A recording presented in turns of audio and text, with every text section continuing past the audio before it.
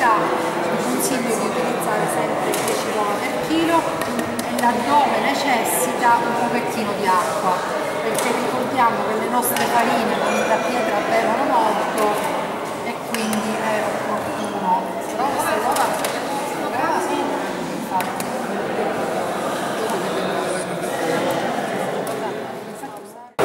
In questo caso ho messo 8 uova perché mi sembrano abbastanza grosse, però vedete che 8 uova non sono assolutamente sufficienti per fare il pasto.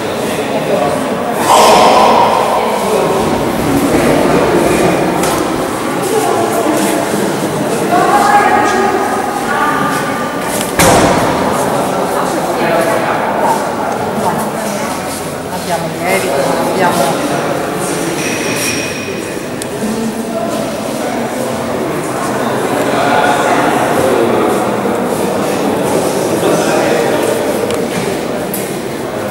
ovviamente quando facciamo un pasto diciamo se gli possiamo dare un tempo di riposo non fa male, perché la farina si apre, gli ingredienti si fondono meglio. Qui siamo andati chiaramente di corsa perché non abbiamo insomma un tempo a disposizione. Questa è Biancolilla.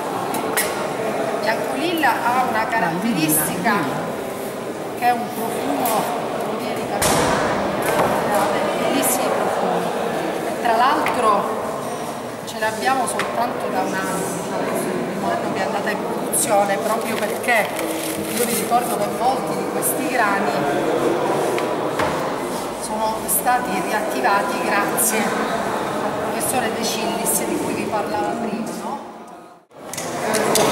Allora, rimane un po' più spessa o diventa una sfoglia come i no, ravioli? l'ideale è farla proprio una sfoglia come i ravioli, bella liscia, cioè il motivo per cui mettiamo tutte queste uova, perché altrimenti potremmo anche dimezzare, no? Per me già 8-10 uova è una quantità abbastanza imponente. Io qua non mi posso muovere, grosse difficoltà. Forse non veniva su qua. La pasta diciamo la stendiamo, esatto, brava, che non ha, però non è molto elastica, quindi tende a strapparsi. Parliamo di sempre una farina integrale, quindi ecco, questo è il limite ovviamente delle farine integrali che non ci possono dare la, vedete, l'elasticità di queste paste come è diversa. Questo è, c'è niente da fare, bisogna imparare a gestirle. Il fatto che sia un limite non vuol dire che sia una... No, bisogna conoscere le cose. Ho deciso di lasciare... Una sfogliatrice meccanica va bene. Fantastica. Sì.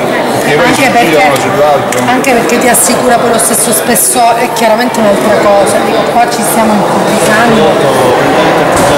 Sì. Io chiedo perché non conoscendo la farina.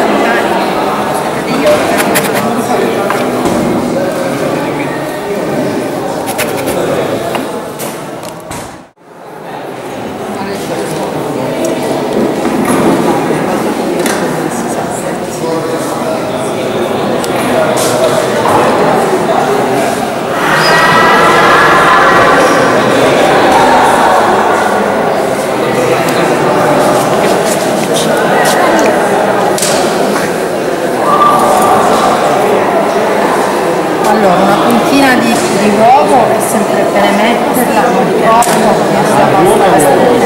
io metto solo alcune, più delicato, a me tutto l'uovo intero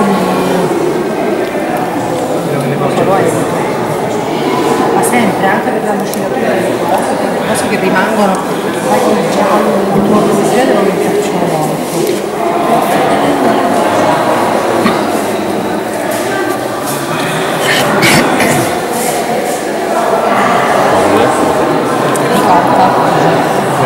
Schermo?